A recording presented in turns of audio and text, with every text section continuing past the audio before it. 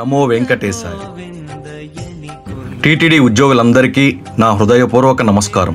TTD employees bank అభివృద్ధి సంక్షేమ కార్యక్రమాలు. విద్యలో, క్రీడల్లో రాణించిన ఉద్యోగుల పిల్లలకు ప్రతి సంవత్సరం 10 గ్రాముల సిల్వర్ కాయిన్ మరియు అప్రిషియేషన్ సర్టిఫికేట్ ఇచ్చే విధంగా చర్యలు తీసుకున్నాం. సభ్యుల డబ్బులు సభ్యులకే చేరాలనే ఉద్దేశంతో ప్రతి సంవత్సరం దీపావళికి టీటీడీ ఎంప్లాయీస్ బ్యాంక్ నందు సభ్యునిగా ఉన్న ఉద్యోగికి 500 రూపాయలు విలువ చేసే బహుమతులు ఇచ్చే కార్యక్రమానికి శ్రీకారం చుట్టాము. ఇది రానున్న దీపావళి నుండి ప్రారంభం అవుతుంది. గతంలో కనీసం 2 సంవత్సరాలు సర్వీస్ ఉంటేనే ఎంప్లాయీస్ బ్యాంక్ నందు మెంబర్లకు లోన్ ఇచ్చేవారు. దానిని సవరిస్తూ కేవలం 6 నెలల సర్వీస్ ఉన్నా లోన్ ఇచ్చే విధంగా చర్యలు తీసుకున్నాము.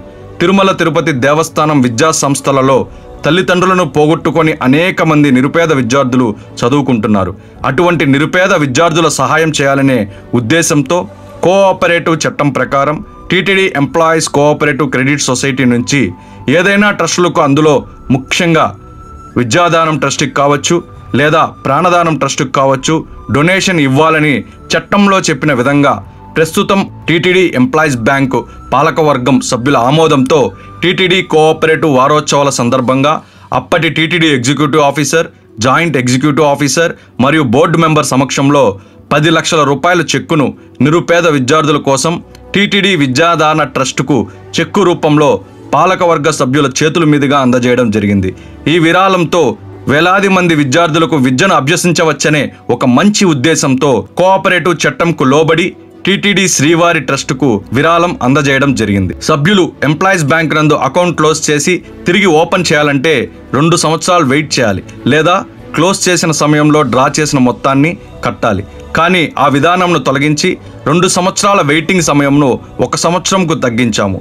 దీని కారణంగా ఎందరో ఉద్యోగులకు మేలు జరిగింది. గతంలో పెండింగ్లో ఉన్న డివిడెంట్లను ఒకటి దీపావళి కానుకగా, మరొకటి సంక్రాంతి కానుకగా ఇవ్వడం జరిగింది.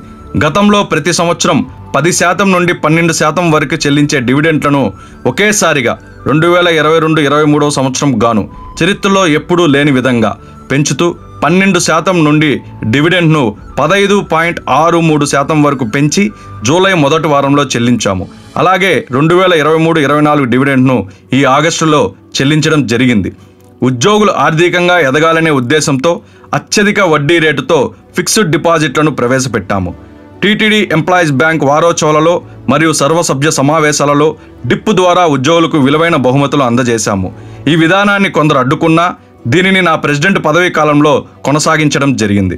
కోఆపరేటివ్ చట్టంపై అవగాహన కల్పించడం కోసం టీటీడీ ఎంప్లాయీస్ బ్యాంక్ వారోత్సవాల సందర్భంగా ఉద్యోగులకు క్విజ్, వ్యాసరచన పోటీలు నిర్వహించి గెలుపొందిన వారికి విలువైన బహుమతులు అందజేశాము.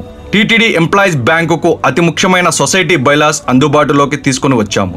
అలాగే సర్వీస్ బైలాస్ కూడా సిద్ధం చేసి కోఆపరేటివ్ డిపార్ట్మెంట్ ఆమోదం కోసం పంపించడం జరిగింది. లోన్ తీసుకున్న ఉద్యోగి మరణిస్తే వారికి 1 సంవత్సరం పాటు లోనుపై వడ్డీ రేటును మాఫీ చేసే విధంగా చర్యలు తీసుకున్నాం. ఉద్యోగులకు సులభతరంగా ఉండడానికి వీలుగా మాన్యువల్గా ఉన్న లోన్ అప్లికేషన్ను ఆన్లైన్ అప్లికేషన్గా మార్చాము. మీరు 2019లో నన్ను ఆశీర్వదించి గెలిపించినందుకు ఇప్పుడు తెలిపిన సంక్షేమ పనులు చేయడం జరిగింది. ఇప్పుడు అనగా 2024లో జరగబోయే ఎంప్లాయీస్ బ్యాంక్ ఎన్నికల్లో నేను డైరెక్టర్గా పోటీ చేస్తున్నాను. నాతో పాటు మనందరి ప్యానల్ అయినటువంటి గుంటూరు రేఖ, వంకీపురం పవన్, సునీల్ కుమార్ యాదవ్,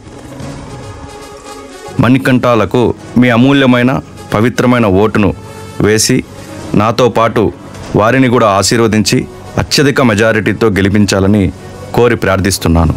సదా ఉద్యోగుల సేవలో మీ చీర్ల కిరణ్.